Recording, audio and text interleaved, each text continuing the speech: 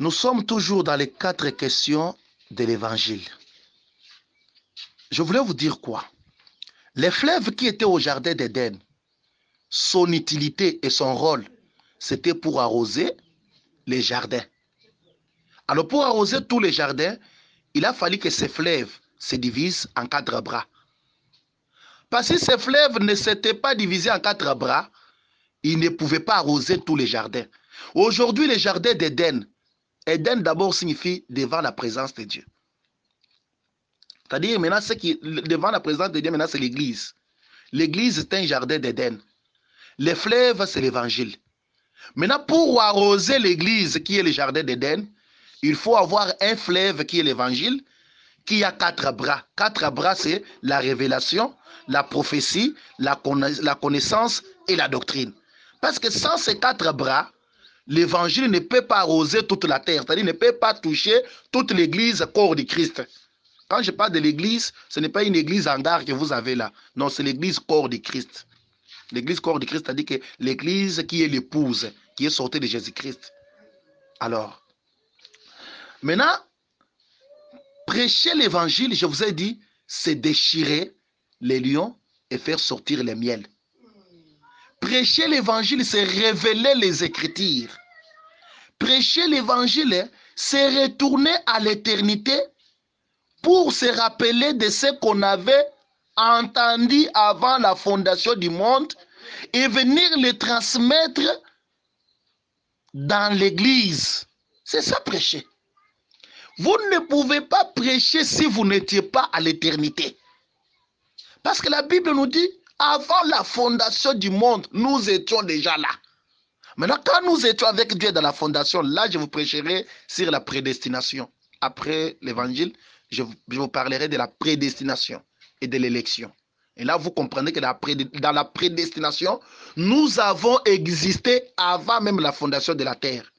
Nous étions là-bas dans l'éternité. C'est pourquoi la Bible nous dit, nous venons de l'éternité et nous retournerons à l'éternité.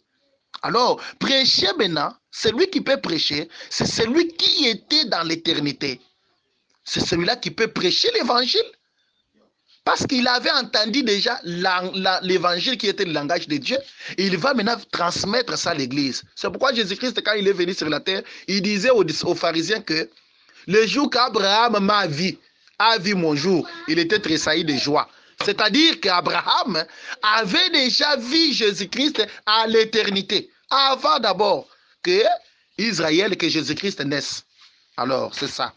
C'est-à-dire que celui qui doit écouter l'évangile, même aujourd'hui lorsque nous prêchons là, les gens qui vont écouter notre évangile, notre langage ici, c'est seulement les brebis de Dieu.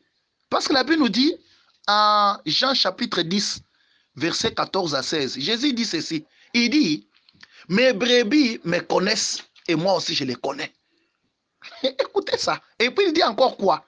Il dit encore dans sa parole, il dit, tous ceux qui entendront ma voix, même ceux qui sont au loin, ils auront un seul troupeau, un seul berger. Si vous regardez dans les versets 16 là, de Jean chapitre 10, verset 14, 16, maintenant 16 là, il dit, ils auront un seul troupeau, un seul berger. Voilà. C'est-à-dire que nous tous, nous sommes des, il dit, d'autres brebis viendront, ils ne sont pas de cette bergerie, ils viendront de loin, mais ils auront un seul troupeau et un seul berger. C'est-à-dire que même tous les gens qui sont dans le monde, les élus qui sont perdus, nous constituons ce que nous appelons les brebis. Maintenant, nous connaissons la voix de Dieu. C'est pourquoi même en Jean chapitre 10, verset 27, la Bible nous dit, mes brebis connaissent ma voix. Quand ils entendront ma voix, ils me suivront. Ah, c'est-à-dire que celui qui ne connaît pas la voix de Dieu, celui-là ne suivra pas le Seigneur. C'est-à-dire l'évangile est venu, c'est pour les élus perdus. C'est-à-dire celui qui va aimer l'évangile, c'est celui qui l'avait déjà entendu à l'éternité. C'est celui-là. C'est pourquoi Ecclésiaste chapitre 1, verset 9 à 11, la Bible nous dit, il n'y a pas de choses nouvelles sur la terre. Tout ce qui était a existé, ça y est encore, et ça restera encore. C'est-à-dire qu'il n'y a pas de choses nouvelles. C'est-à-dire que tout ce qui se passe ici, Ecclésiaste chapitre 1, 9 à 11 nous dit, on l'avait déjà vu, on l'avait déjà entendu. L'évangile, ici, on l'avait déjà entendu. Ce n'est pas une chose de nouveau. Maintenant, quand on nous prêche l'évangile, on nous rappelle ce que nous avions entendu à l'éternité. Nous sommes toujours dans les 4 questions de l'évangile. Je voulais vous dire quoi? Les fleuves qui étaient au jardin d'Éden, son utilité et son rôle, c'était pour arroser les jardins. Alors pour arroser tous les jardins, il a fallu que ces fleuves se divisent en 4 bras. Parce que ces fleuves ne s'étaient pas divisés en 4 bras, ils ne pouvaient pas arroser tous les jardins. Aujourd'hui, les jardins d'Éden, Éden d'abord signifie devant la présence de Dieu. C'est-à-dire maintenant, devant la présence de Dieu, maintenant c'est l'église. L'église est un jardin d'Éden. Les fleuves, c'est l'évangile. Maintenant, pour arroser l'église qui est le jardin d'Éden, il faut avoir un fleuve qui est l'évangile, qui a 4 bras. 4 bras, c'est la révélation, la prophétie, la connaissance et la doctrine. Parce que